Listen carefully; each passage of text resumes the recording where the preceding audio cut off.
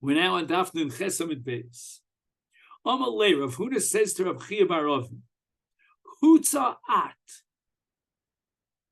Now we don't know what the word Hutza means. Rashi offers a pshat according to which Rabbi Chia bar Ovin understood that when Rav Huna said to him Hutza, his kavanah was that he's like Hakotzetz Konim Ba'agam, where the word Hutza is appropriate. Basically, it means he's an Adam Pashut and he's not a Chacham. It's what we call in Yiddish, you got a shtach.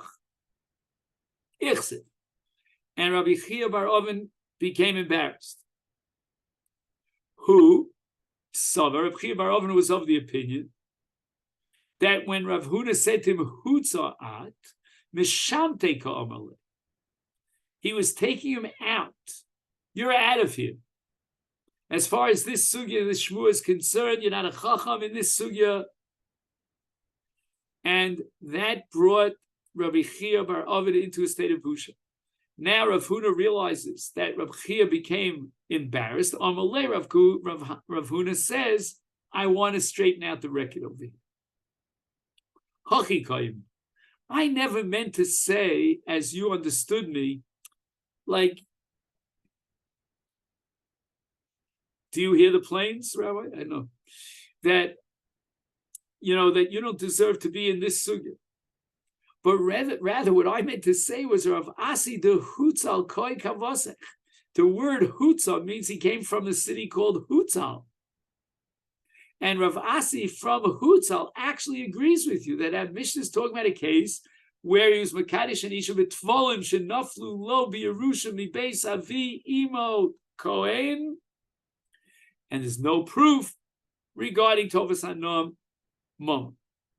Nema Ketanoi, shall we assume that the issue of Tovas Hanom, whether it's Mom or not, is a subject of controversy amongst the Tanoim? We learned in the Brayso Gonev Tivlo, a man stole Tevel, which means Peros before Afrosh's Trumas of Meiser Shel Chavero. Is Meshalim, the Ganav has to pay Tmei Tivlo Shel Chavero. Tmei Tivlo means Kol Tivlo. Even the Tmei Trumas of Meiser in this Peros he has to pay for. Divrei Rebbe. Rabbi Yosef, Rabbi Yehuda Omer, no. Eino Meshalim El Tmei Chlulin Shebo. He only has to pay, this Ganav only has to pay the value of the Peros, but not the Tmei Truma. That he doesn't have to pay it. Because the Ganav has a right to say to the Baal HaPeros, you're not a Baal Dover to be Tovea these Peros. They're not yours. They belong to the Kohen. My lavo kamiflagi mar sovar tovas hanom momen umar sovar tovas hanoin umom. Rebbe is of the opinion that tovas hanon is momon, and therefore he's machayev the Ganav to pay the entire value of the trumas of Masros.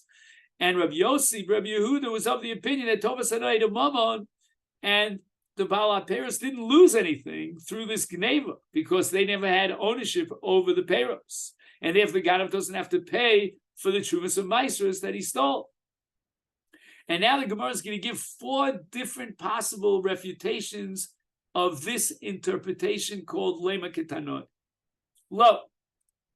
Kuli Alma, both Rebbe and Rabbi Yossi, Rabbi Yehuda agree that Tovas Hanoinu Momon.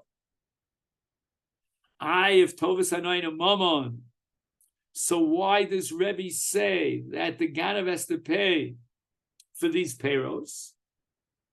They don't belong to the Baal Bayis. The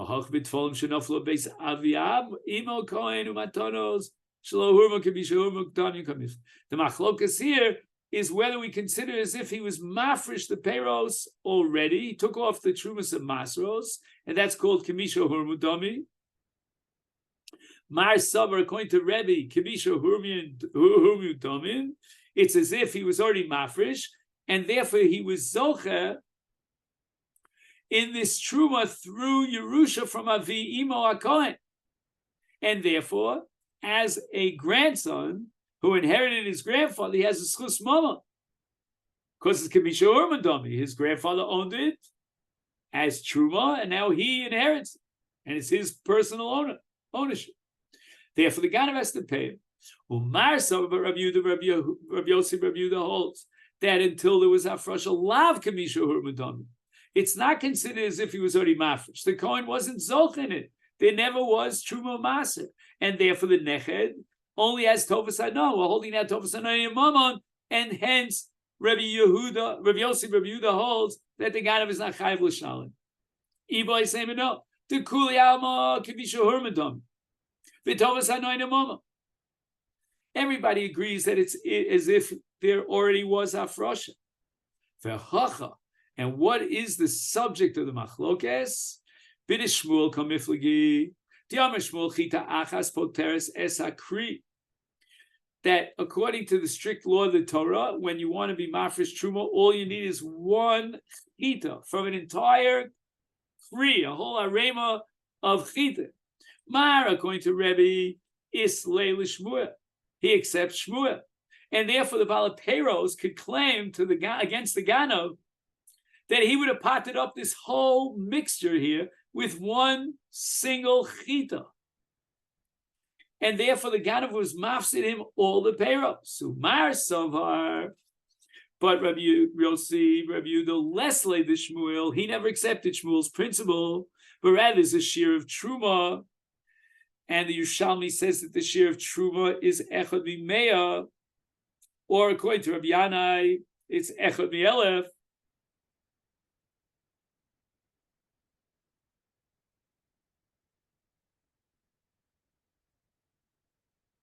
And therefore, the Ganav was not mafsid through his Geneva, anything beyond the Tmei Chulin.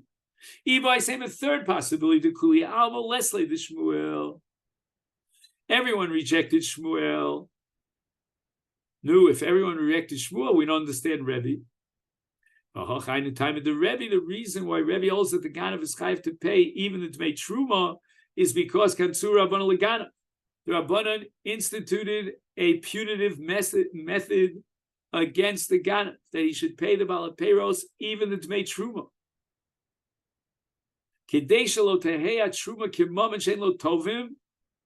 No one will be able to be Toved because it didn't come into the hands of the Kohanim, and therefore they upgraded the status of the Truma as if it had private ownership.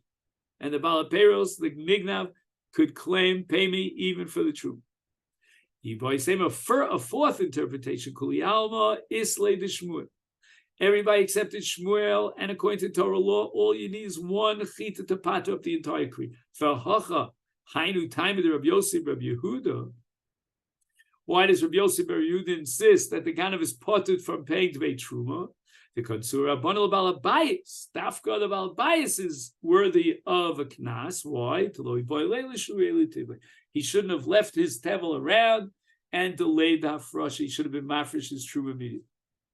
Tonight, we learned that Mishnah Makadish b'trumos u'maisus matanos b'meichatos u'b'efer pareis u'mukudesh safal pi she'Yisrael.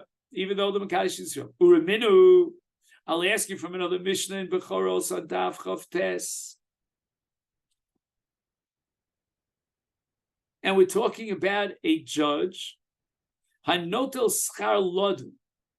He took payment to issue a judgment. Dina of betelin. All his dinim are butter. Not only that, Lohoid, if a witness took money, was paid a salary for testimony, a dusa betelin. So too, if someone was paid a salary lahazos, which means to do the mitzvah of hazov, may offer bara alatome, ulekadesh, or to give efer hapara and mix it together with the mayim chaim to make a kiddush, lekadesh is meimov, is in those cases kimei mara. The afro ke'efer mikla. The waters for which he took payment are like the waters of a ma'ara, which are sruchim, fashtunkim. And the efer is like efer mikla. And the efer has no chashivas of efer para. So now we know what the Gemara's kasha is. In the Mishnah, over there in Bechoros, it's quite clear that you're not allowed to take schar. for made para for Efer para, and in our Mishnah, he was Makadesh and Isha be made para be Efer para, and it's Mekudeshes, it's valid because the Mechatas and the Efer Chatas have a value. Why do they have a value? Because if in preparing them, you can demand a salary. And that's against the Mishnah B'choros. Homer Abai Lo Kasha. Kan, in our Mishnah, which validates Kiddushin B'meichatos and Efer Chatos, it doesn't mean that he was Makadesh with the value of Meichatos and Efer Chatos, but rather B'schar Hava Umilu, for the payment for Halicha Mimakom Rachok Li'Yerushalayim L'Havias Efer, or Schar Milui Hamayim, he's Makadisha because he's not going to charge her schar for this. Eino noto mimena schar avur zeh. Sheichol litol schar avo umilui miodam acher. So she can hire out herself to be paid a salary for hava and milui. Now, all this is based on what we call a concept of hechsher mitzvah, meaning the hava and the milui is not really the mitzvah itself. There's no absolute unconditional chiyuv for this tircha of hava and milui, and therefore you're allowed to be paid for it. But kan in the Mishnah B'choros b'schar hazah v'kiddush, he's taking wages for the ma'isa hazah on the toneh, for the ma'isa nesinas hamayim in the efer. Those maisim are not just hechsher mitzvah, but rather he's getting paid for the etzem maisa mitzvah. That's how Rashi interprets it. He adds here Masechet 3 words which I don't understand. Ein, elu ein tircha. I don't know what he means by ein tircha. But anyway, the Torah says, and the Gemara B'choros darshans Shem Shemoshe Rabbeinu limed es Yisrael Torah mitzvahs bechinam kach gam Yisrael also lem litol schar avur asiyas mitzvos v'im notol schar avur mitzvah betela mitzvah. Daikonami are going to be medayik this. Amish is talking about a case where he was mekadesh b'schar havos ha'efer milui hamayim, which again is only a hechsher, for which it's not gufa mitzvah, you're allowed to take money for it. Whereas the Mishnah B'choros is talking about a case where he gets paid for the ma'isa hazah, for the kiddush, which is gufa shel mitzvah, and you're not allowed to be paid for that. It's got to be mani b'chinam. The Ketani Hocha in our Mishnah, it says, Hamakadesh b'meichatas ubi efer para. Mashma, it seems like he was makadesh or b'meichatas or bi efer para that are separated. They haven't been mixed together yet. And if they're not mixed, they're not royal attire tumas mess. The efshalitol scharav were ma'isa mitzvah. It's premature in the development. It's too early to talk about a ma'isa mitzvah. There's no ma'isa mitzvah over here. You can't do the mitzvah when it's mei chatos here and efer para here. They haven't been mixed yet. So it must be that the schar that we're talking about is for the tircha of havas ha'efer, of milui hamayim, and in that case you're allowed to take money and be paid. But in the Mishnah B'choros it says that he's taking schar lahazos ulakadesh. He's taking schar on the etzem maisa mitzvah, which is the hazah or the kiddush. And in that case, since he's not allowed to take any schar, that is mafkia, the mitzvah shma mino. Therefore, there's no stira between. Hadron alecha perek ha'ish mekadesh. And b'lineda, tomorrow we start perek ha'omer, which begins with the sugya of shlichus. Okay, thank you so much. I think we caught up to the daf Yomi.